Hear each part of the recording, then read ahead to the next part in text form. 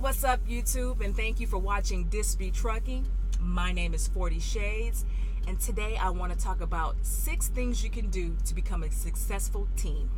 Now, as many of you guys know, I'm just starting on this team journey with my husband. So I didn't see a lot of videos out there to tell me how I can be a successful team person in the truck. So over the past 7-8 days, I actually just took some notes on some of the things that I believe will be beneficial to becoming a successful team. Number 1, find a commonality.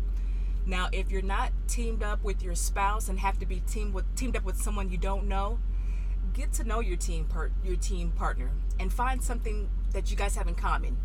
Now, if I'm talking to my partner, I want to know, okay, I'm married and I have kids at home. Now, if my team partner says the same thing, guess what? That's our commonality. We have, marriage and kids together.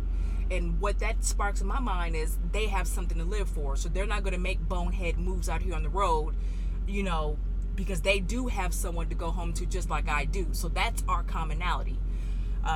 You may run across somebody that, like I said, I'm married with kids and they may be single, 21, and, don't have a care in the world. Well, I'm going to be a little bit concerned because they may not have that same responsibility as I do.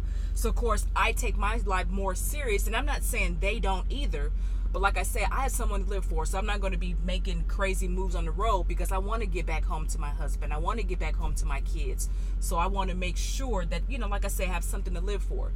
But along those grounds of commonality, sports, if you like sports, if you like motorcycles, if you like clothing, if you like travel, find something that makes it, easy for you guys to get in the truck every day and being around each other. Just those few minutes in passing, maybe all the conversation you may need just to get through the day. So find that commonality between you and your team partner. Number 2, find a schedule. Now, somebody has to drive the nights and somebody has to drive the day. Now, you can do it like me and draw the short stick of the broom, or you can flip a coin. Nah, I'm just joking, you guys. Find a schedule. You guys know what's going to work with your sleep schedule. Somebody might be stronger at nights and may have worked at a previous job on the night shift, so they'll gladly take the night shift. Or someone might have always driven on the day shift and that's what works for them. But either way, you guys come up with a schedule that's conducive to both of you guys, that works for both of you guys. One of my friends, they do a 12 p.m. to 12 a.m. shift. So during that time, one person works that shift. The team partner gets up the next night, 12 a.m. to 12 p.m. and that works for them. So like I say, find something that works for both of you guys, that's getting you guys some sunlight and some sleep. Number 3, set up some housekeeping rules. Now, we're already in the tight spot already. The last thing I want to see when I get up coming into the seat is sunflower seeds all over the floor, tissue, spilled food and liquids. If this is the area you're going to be in the morning or night, clean up after yourself. Allow your team partner to wake up and be able to come in this space and be able to be successful for work. Nothing's like getting up and then being grouchy because the person before you didn't clean up after you. So make sure that you're picking up after yourself before your team partner gets ready to drive. Number 4, identify safety calls and measures. Now, as you go into the winter season, there's going to be times when the weather is bad. Now, one of you guys might be the super trucker, one of you guys might be a brand new driver.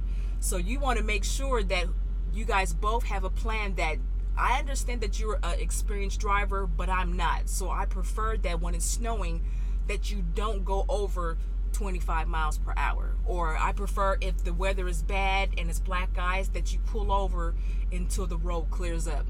Whatever the case may be, you both are going to have to talk about it and find out what is your safety measures, because there's nothing like being in that back bunk and you're just sliding back and forth and you can't sleep because you're not sure what's going on up here.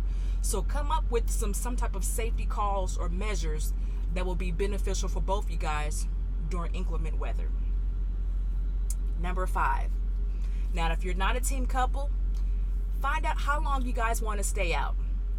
One person may need to go home every 3 weeks. The other person may not mind staying out for 8 to 9 weeks. So find out, so neither one of you guys are messing up each other's money or messing up your home time, how long do you guys both want to be out? If one is 3 and one is 9, maybe you guys come to agreement of both being out 6 weeks. But find something that's going to work for both of you guys so you're not messing up the other person's schedule because that's how they had it planned. 6, boundaries. This is almost like housekeeping rules, but boundaries. Know that if you didn't go to the grocery store and buy no food, no water, no snacks, please don't go in the refrigerator and grab my stuff. You know what I mean? Boundaries. If you didn't go to the store and buy, toilet paper, don't go back here and grab mine. That's just common housekeeping rules. Just know the boundaries. Now, if you and your team partner set it up where, hey man, or hey girl, if you happen to run out some of this stuff, feel free to go in the refrigerator, get you something to eat, or feel free to use my washing powder or my tissue. No problem. But if you guys didn't set up that, please don't let that be your first time going to get their stuff, because that could be the last time you guys become team partners. So hopefully these 6 tips help you guys transition into team. If you are a solo driver or if you're coming on with your spouse, hopefully those 6 tips will help you guys at least establish some type of foundation. And add on to these tips.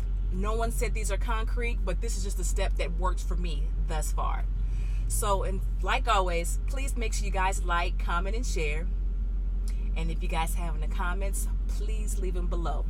And if you guys haven't hit the notification bell, I don't know what you're waiting for. I'm going to need for you to hit the bell so you can receive these new notifications. But it's time to get to work and get this money. See you guys next time.